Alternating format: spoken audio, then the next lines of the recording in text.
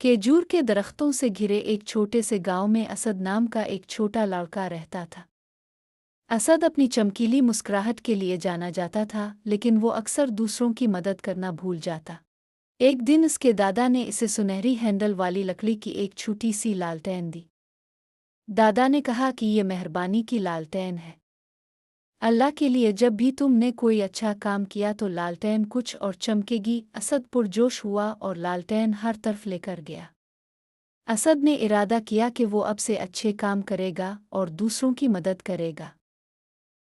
अगली सुबह असद ने बूढ़े चचा करीम को खजूरों की भारी टोकरी उठाने के लिए तगोदो करते देखा। असद तेजी से आगे बढ़ा।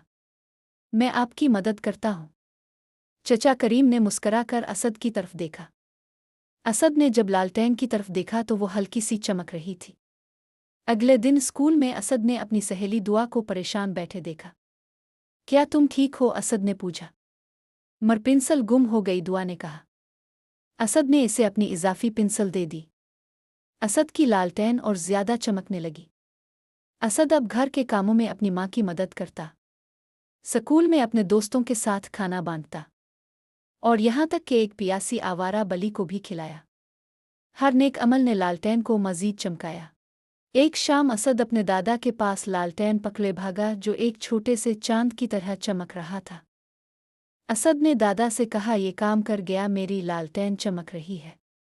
दादा घुटने के बिल इसके सामने बैठे और आहिस्ता से बोले, मेरे प्यारे असद, लालटेन इसलिए नहीं जली क्योंकि ये जादुई है, बल्कि ये इसलिए चमकती है क्योंकि आपके हर अच्छे काम से आपके दिल में अल्लाह ताला की मोहब्बत भर जाती है।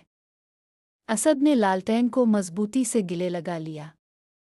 इस दिन से वो जहाँ भी गया इसने मेहरबानी का इंतखाब किया, क्योंकि वो जानता था कि मेहरबानी से भरा हुआ दिल सबसे ज्यादा चमकता है।